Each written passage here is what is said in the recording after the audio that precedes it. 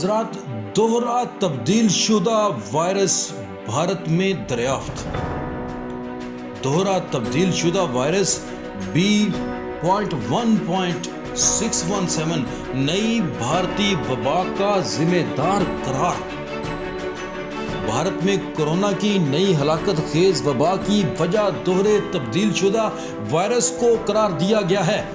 मार्च के आखिर और अप्रैल के शुरू में भारत में कोरोना वायरस की नई वबा इंतहाई हलाकत खेज हो चुकी है, जो न सिर्फ भारत बल्कि अब दुनिया के लिए भी एक बहरान बन सकती है। ख्याल है कि ये बहरान डबल म्यूटेंट या दोहरे तब्दील शुदा वायरस से पैदा हुआ है। बैनुल-अक़वामी माहिरीन और ज़राए कहते हैं कि इस वायरस को B.1.617 का नाम दिया गया है। इससे कबल पाकिस्तान में बिलखुसूस पंजाब में कोरोना वबा के तेज रफ्तार फैलाव का जिम्मेदार बरतानवी किस्म वेरिएंट करार दिया गया था, जिसे SARS-CoV-2/B117 का नाम दिया गया था।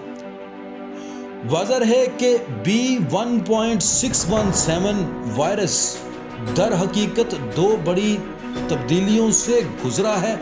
इनमें L452R और E484Q एक साथ शामिल हैं।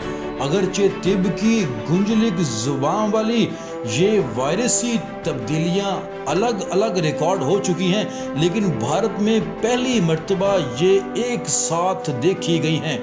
अगरचे मजीद तहकीक की ज़रूरत है, लेकिन ये ज़रूर कहा जा सकता है कि शायद कबल L425R को कैलिफोर्निया में तेजी से फैलते देखा गया था।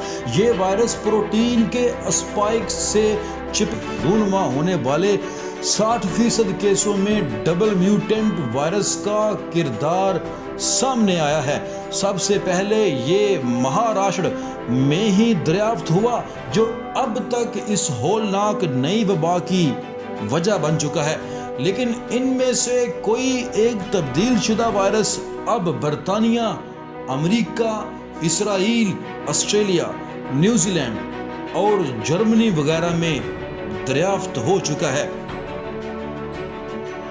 अगरचे दोनों तरह की तब्दीलियों पर तहकीक की बहुत ज़रूरत है, लेकिन इब्तदाई आजमाइश के तहत L452R दीगर के मुकाबले में 20% तेज़ी और एंटीबॉडीज हासिल करने वाले मरीजों की अफादियत 50% कम कर सकता है।